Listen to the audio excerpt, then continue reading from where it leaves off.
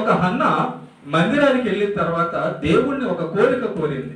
ఏం కోరిక కోరిందంటే, తండ్రి నీవు గాని నాకు ఒక కుమారుణ్ణి ఇస్తే, నీవు గాని నాకు బిడ్డనిస్తే, ఆ బిడ్డను నేను నీకు అప్పగిస్తా, నీ సన్నిధిలో పెరిగేటట్టుగా, నీ వాక్యంలో పెరిగేటట్టుగా, నీ సేవ చేసేటట్టుగా అప్పగిస్తానన్న తీర్మానము తల్లి అయిన హన్న చేసింది దేవుడి దగ్గర.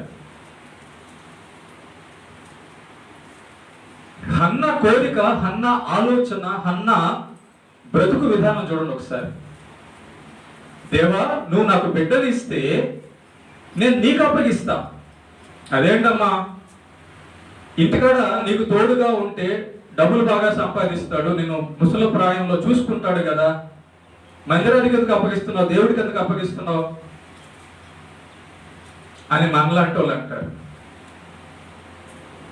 కానీ హన్నా మనసు అలాంటిది కాదు.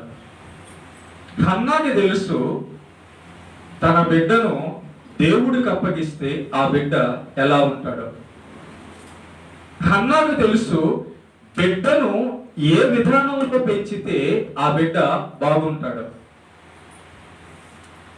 హన్నా దగ్గర పిల్లలను మనం ఎలా పెంచాలో నేర్చుకోవాలి.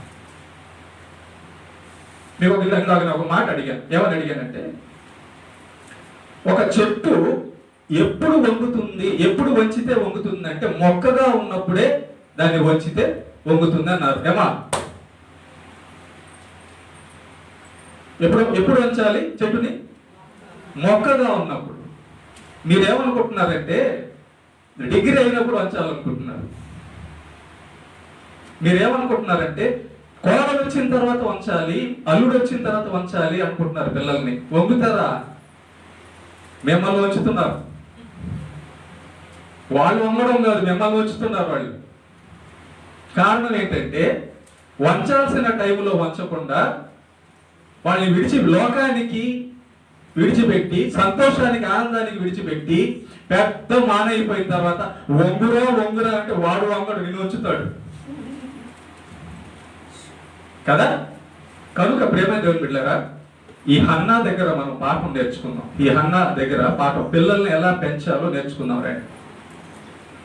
దేవుణ్ణి అడిగింది బిడ్డ కావాలని. అడిగిన తర్వాత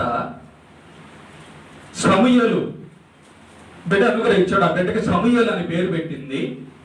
జాగ్రత్త, ఒక పిల్లోడు లేదా ఒక పాప పాలు విడిచే వయసు ఎంత? సుమారు 5 సంవత్సరాల లోపల. జాగ్రత్త.